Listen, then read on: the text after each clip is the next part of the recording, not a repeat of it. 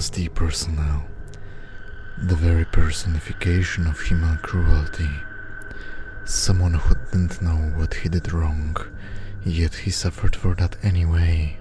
I see you are but another poor victim of the disease. He inched closer to the glass pane, eyeing you with his dark, glassy balls that was supposed to be some sort of eyes. Such a unique individual he was. Your acts are justified. I can't blame you for being sick. It is my duty to cure people like you.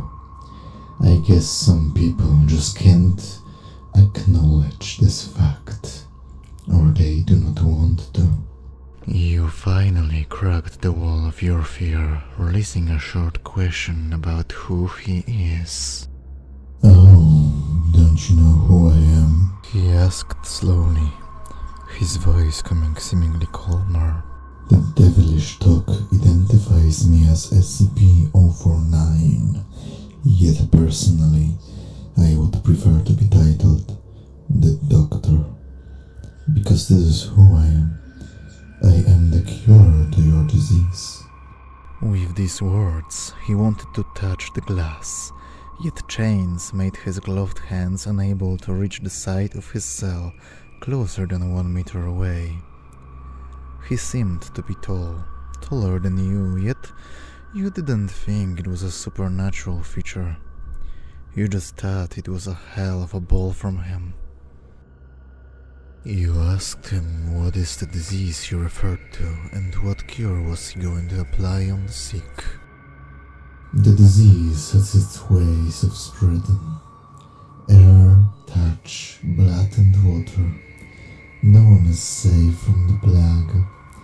My methods of curing are the most efficient, yet they keep me here. You told him that you are imprisoned here as well, but you were not so eager to tell him that you want to cooperate. Not in front of 2 security cameras. Instead, you told him that you understand his frustration and you can assure you are not suffering from the disease. Oh, everyone says that. Young and old ones, happy or sad. The disease is unable to be recognized by a commoner.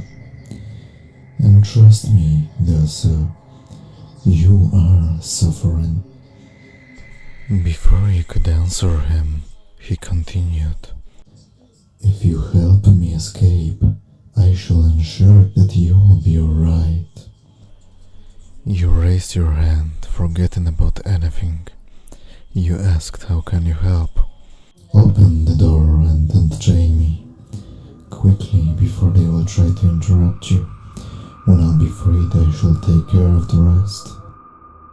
You nodded quickly, running to the door.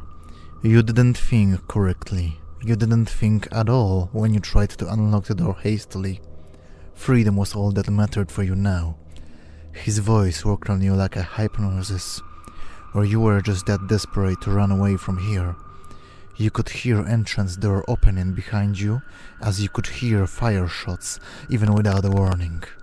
Your heart was pummeling. Your mind stopped working as you felt bullets piercing your lungs, chest and neck with cascade of lead.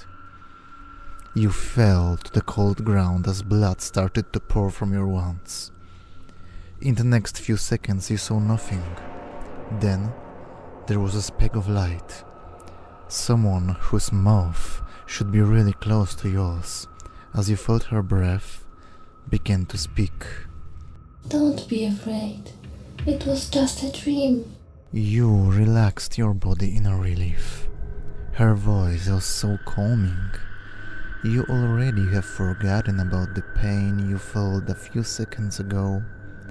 You asked yourself many things in the same time, but simultaneously you couldn't understand any of those questions you asked. You are so unlucky to be here.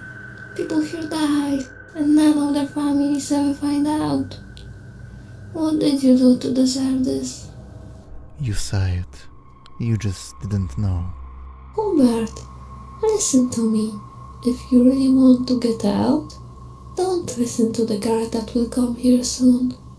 If you want, I'll meet you again. If you do, I won't bother you anymore. You shivered a little. Who was this? Who was Hubert? Were you the one referred to? There were so many questions to be answered, but the most importantly, what will you do when the guard arrives? Tell me in the comments section below.